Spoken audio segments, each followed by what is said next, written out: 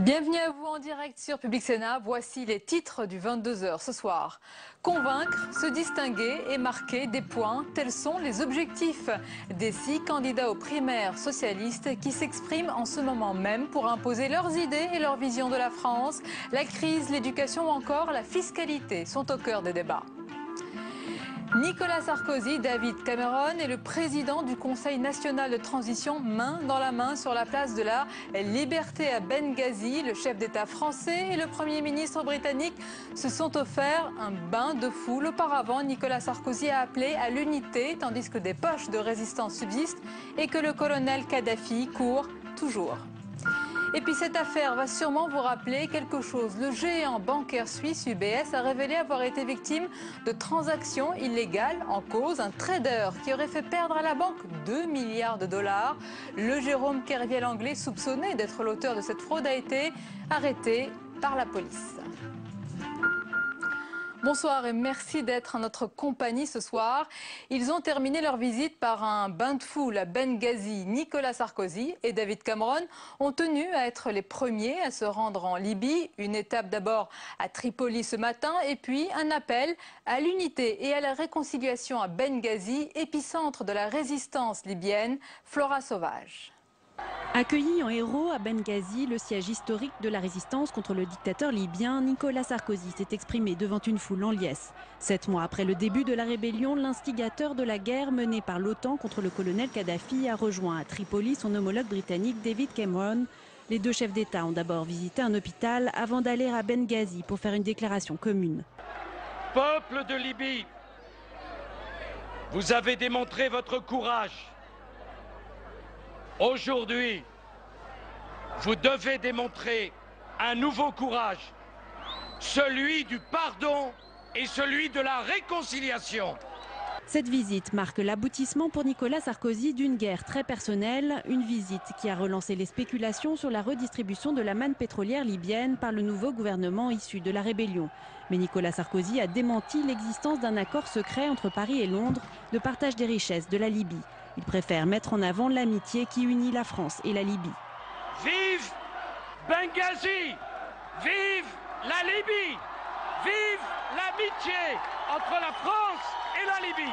Alors que Mouammar Kadhafi reste toujours introuvable, des tirs nourris ont été échangés sur la route de Sirte, la ville natale du dirigeant libyen en fuite. Voilà, et vous l'avez vu sur ces images, présent aux côtés du président français en Libye, le ministre des Affaires étrangères Alain Juppé ne l'a pas été au tribunal correctionnel de Paris aujourd'hui, où il devait être entendu dans l'affaire des emplois fictifs de la ville de Paris. Le tribunal a d'ailleurs renoncé à convoquer Alain Juppé comme témoin. Et puis, l'actualité ce soir, c'est bien sûr le premier débat des 6 candidats à la primaire socialiste. Martine Aubry, François Hollande, Ségolène Royal, Manuel Valls, Arnaud Montebourg et le radical Jean-Michel Baillet, côte à côte. Mais pour mieux se distinguer les uns des autres, l'exercice se déroule en ce moment même. Et je vous propose justement d'écouter 3 des 6 candidats à leur arrivée tout à l'heure. Un beau débat pour chacun d'entre nous. Écoutez, c'est la démocratie qui est quand même très abîmée dans notre pays.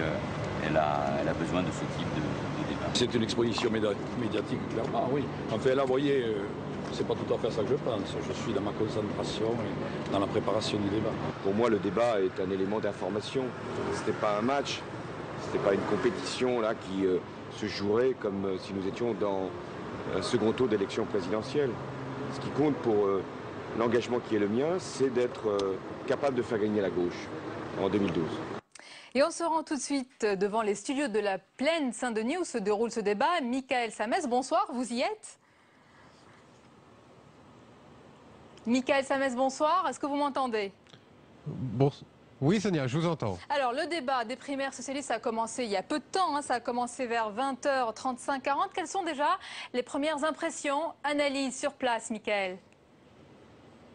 Bien voilà, ça fait 1h30 que ces premiers débats ont commencé. Ça a commencé en fait par chacun a donné pendant 1 minute face à la caméra le sens de sa candidature. Pour ceux qu'on connaît un petit peu moins, comme Arnaud Montebourg, c'était très personnel. Il a raconté un petit peu l'histoire de sa famille. Pour Ségolène Royal, qu'on connaît un petit peu plus, il était question d'expérience, tout comme Martine Aubry. François Hollande, lui, a préféré fustiger l'attitude de Nicolas Sarkozy. Et puis est venu le temps du débat, presque 10 minutes chacun face à des journalistes pour parler de la crise, pour parler de la dette, pour parler notamment des banques. Après, Ségolène Royal est intervenue également sur cette question des banques.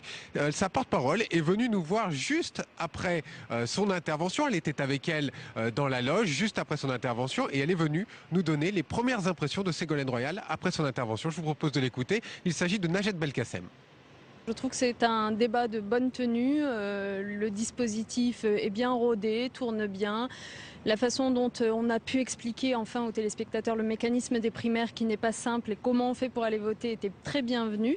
Et puis surtout, j'ai trouvé ces premières minutes de présentation des candidatures finalement bien vues aussi parce qu'elles donnent une forme de solennité à ces candidatures. Après tout, l'enjeu est de taille pour chacun des candidats. L'exercice de ce soir, c'est à la fois un exercice de débat et puis un exercice de pédagogie. C'était très important pour les téléspectateurs à la fois de comprendre le mécanisme des primaires, c'est ce que je disais, mais aussi d'entendre les candidats exprimer de façon claire leurs projets, leurs programmes.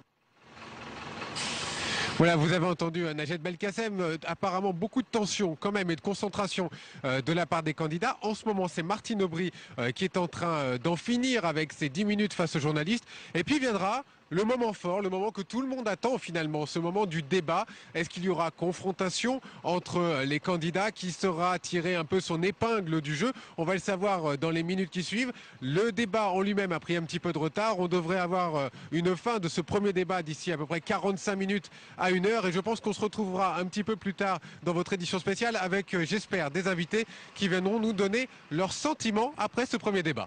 Vous faites bien d'espérer, exactement, Mickaël. On va donc se retrouver tout à l'heure à partir, disons, de 22h35-40, à la fin donc de ce débat des primaires pour une édition spéciale à suivre sur les chaînes parlementaires Public Sénat et LCPAN. Nous serons en compagnie de nombreux éditorialistes pour prendre la température après ce débat entre les 6 candidats, pour analyser tout ce qui a été dit, quel candidat a été le plus crédible ou le plus original, ou qui a peut-être manqué ce grand oral. Eh bien, réponse à partir de 22h35 tout à l'heure.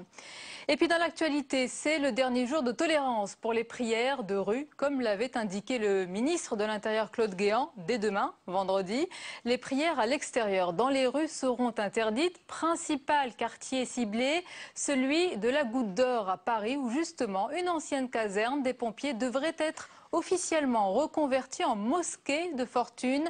Margot Brio. Cette ancienne caserne aux allures d'entrepôt désaffecté, voilà la nouvelle mosquée du 18e arrondissement. Les débris jonchent encore le sol et dès demain, cette propriété de l'État ouvrira ses portes aux fidèles musulmans. C'est ici qu'ils devront prier, ici et plus sur la voie publique. Derrière nous, vous savez, c'est tout ça, c'est la future salle de prière de bout en bout qui fait à peu près dans les 2000 mètres carrés. Demain, c'est du provisoire, c'est pas prêt, parce que nous avons pris la charge de relooker l'immeuble. Le relooking en question est loin d'être fini. Cette mosquée de fortune devra quand même accueillir jusqu'à 2500 croyants. Des locaux loués 30 000 € par an jusqu'en 2014. 30 000 € pour mettre fin aux prières de rue dans le quartier de la Goutte d'Or. Les fidèles, eux, sont partagés, heureux de ne plus avoir à prier dans la rue, sceptiques devant tant d'improvisation. Oui, on peut prier partout, au moins que ce soit un lieu propre, un lieu sain. Si le lieu n'est pas adapté, on ne pourra pas de toute façon y aller et puis tout le monde priera ici, pour ne pas changer nos habitudes. Que se passera-t-il si ces croyants persistent à prier dans la rue? Le ministre de l'Intérieur Claude Guéant a prévenu, il pourrait aller jusqu'à l'emploi de la force pour faire respecter la loi. Brice-Hortefeux, relaxé du délit d'injure raciale, la Cour d'appel de Paris en a décidé ainsi après les propos de l'ex-ministre de l'Intérieur adressés en 2009 à un jeune militant UMP d'origine maghrébine. Des propos, vous vous en souvenez, qui avaient déclenché une vive polémique. Et puis au gouvernement, la chasse aux économies se poursuit avec cette initiative. Le secrétaire d'État au logement, Benoît Apparu, annonce son intention de taxer les propriétaires qui louent pour des montants abusifs des chambres de bonne et autres logements de petite surface. Les détails avec Bérengère Dinglas. 900 € pour une chambre de bonne de 10 mètres carrés au 6e étage. Voici le genre d'annonce qu'on peut trouver à Paris et que le ministre du Logement aimerait ne plus voir. Pour cela, Benoît Apparu compte mettre en place un dispositif dissuasif. Une surtaxe progressive en fonction du prix de la chambre au mètre carré. Pour une chambre de 10 mètres carrés louée 400 €, la taxe serait de 10% à payer par le propriétaire. Si celle-ci est louée 800 €, la taxe serait alors de 40%, soit 320 € par mois. Une somme exorbitante que cet agent immobilier ne juge pourtant pas efficace. Ce qui va se passer, c'est que les gens vont détourner la loi et il va y avoir des affaires qui vont se régler avec du cash. Moi, je suis contre tout ça parce que je trouve qu'on veut améliorer les choses et en fait, on les empire. L'objectif clairement affiché du gouvernement est de faire baisser les prix des micro-surfaces, principalement louées par des étudiants. Mais du côté des propriétaires, on met en avant le nombre insuffisant de logements étudiants qui fait monter les prix par le jeu de l'offre et de la demande. Pour eux, la solution est ailleurs. Il y a 1 million de mètres carrés en région parisienne de locaux à usage de bureaux qui sont vides. Donc je pense qu'il y a d'autres pistes qui pourraient être étudiées de façon plus efficace qu'une taxe qui n'a jamais fait baisser un prix. Quant aux syndicats étudiants, ils se montrent aussi très sceptiques quant à l'efficacité d'une telle mesure. Celle-ci devrait prendre effet au 1er janvier 2012. Et puis c'est un coup dur pour la banque UBS, victime d'une fraude d'un courtier de sa banque d'affaires. Le numéro 1 bancaire helvétique estime avoir perdu 2 milliards de dollars. Un employé a été arrêté à Londres aujourd'hui. Cette fraude pourrait faire plonger dans le rouge les comptes au 3e trimestre de l'institution financière qui tient néanmoins à rassurer les clients sur leur épargne. Jérôme Rabier. 1,5 milliard d'euros, c'est la somme qu'un trader d'UBS aurait fait perdre à la banque suisse suite à des placements frauduleux. Un suspect de 31 ans travaillant à Londres pour le groupe a été arrêté dans la capitale britannique ce matin et immédiatement placé en détention. Un épisode désastreux pour la réputation du géant bancaire suisse et qui tombe au pire moment alors que le groupe vient d'annoncer 3500 suppressions d'emplois pour raisons économiques. Autre conséquence immédiate pour la banque, son action en bourse a plongé de plus de 10% aujourd'hui après ces révélations. Cette fraude rappelle celle de Jérôme Kerviel, trader à la Société Générale, responsable de placements hors normes en 2008. Le groupe français avait alors perdu près de 5 milliards d'euros. Voilà, c'est la fin de ce journal, plus court que d'habitude, mais c'est pour mieux. Vous retrouvez dans quelques instants, à partir de 22h35, sur les chaînes parlementaires, dès la fin du débat des primaires socialistes pour l'analyse et le décryptage avec, vous le verrez, de nombreux spécialistes. Je vous dis à tout à l'heure sur notre antenne.